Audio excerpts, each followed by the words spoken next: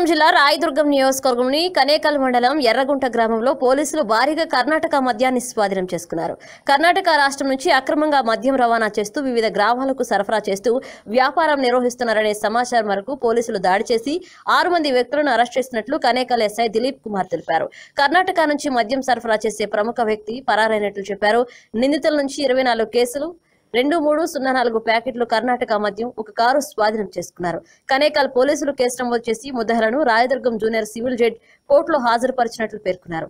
కర్ణాటక మద్యం ఇసుక అక్రమ రవాణాపై కఠినమైన చర్యలు తీసుకున్నట్లు కనేకల్ ఎస్ఐ వివరించారు. పోలీస్ సిబ్బందితో పాటు ఏఎస్ఐ నేను అందరూ కలిసి ఎర్రగుంట గ్రామంలో రాబడిన సమాచారం మేరకు పక్కా సమాచారంతో నిన్న మధ్యాహ్నం 2 గంటలకు బోయి తిమ్మప్ప అనే అతని ఇంటి వద్ద మొత్తం 24 బాక్సుల కర్ణాటక మద్యాన్ని సీజ్ చేయడం జరిగింది. అందులో మొత్తం 2304 ప్యాకెట్ల టెట్రా ప్యాకెట్ల 90 ml టెట్రా ప్యాకెట్లు సీజ్ చేయడం జరిగింది. మొత్తం 24 బాక్సుల కర్ణాటక మద్యం. అక్కడ బోయి తిమ్మప్పతో పాటు మరో 5 మంది మొత్తం 6 మందిని అరెస్ట్ చేసి రిమాండ్ తరలించడం జరిగింది.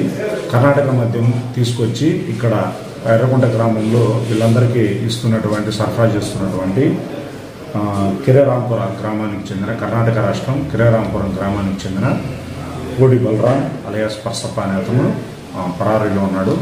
అతన్ని కూడా తొందరలోనే అరెస్ట్ చేయడం జరుగుతుంది.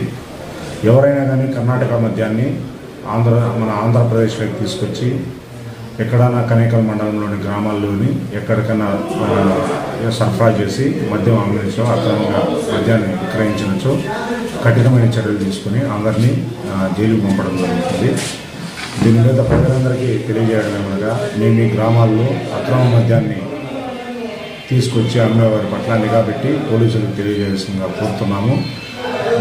ఎవరైతే వివరాలు తెలియజేస్తారో వారి వివరాలన్నీ గోప్యంగా ఉంచుతాము.